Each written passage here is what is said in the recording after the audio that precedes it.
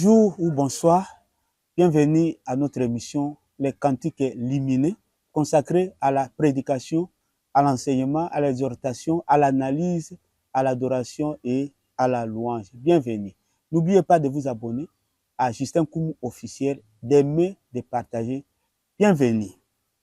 La distance entre l'arche portée par les sacrificateurs, les Lévites, et le peuple.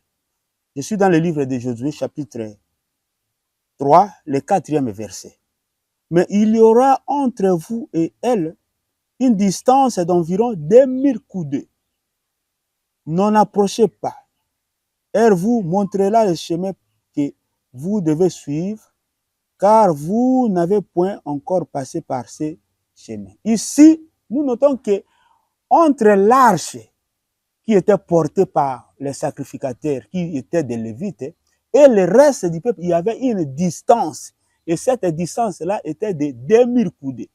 2000 coudées, là, c'est symbolique.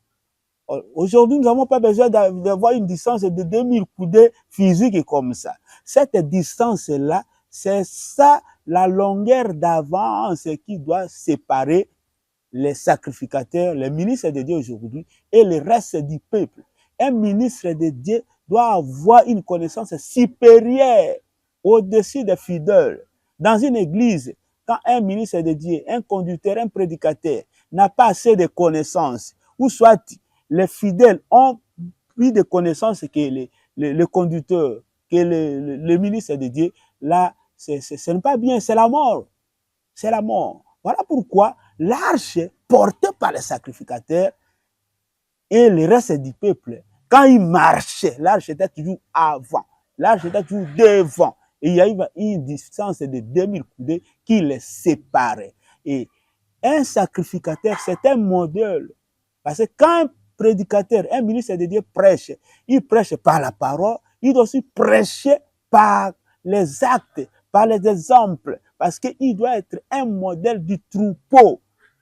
Je suis dans le livre de... Nous lisons 1 Timothée, ouais, chapitre 4. Prenons 1 Timothée 4 et le 12e verset. Je lis au nom de Jésus-Christ. Voilà. Que personne ne méprise ta jeunesse, mais sois un modèle pour les fidèles, en parole, en conduite, en charité, en foi, en pureté. Un sacrificateur, un conducteur, un ministre de Dieu, un prédicateur doit être un modèle de fidèles, un modèle de troupeau. Parce qu'il prêche par la parole, il doit aussi prêcher par l'exemple, par sa vie. Donc la vie d'un ministre de Dieu, c'est une vie modèle, c'est une vie qui doit montrer le chemin. Voilà pourquoi un sacrificateur doit toujours avoir une longueur d'avance.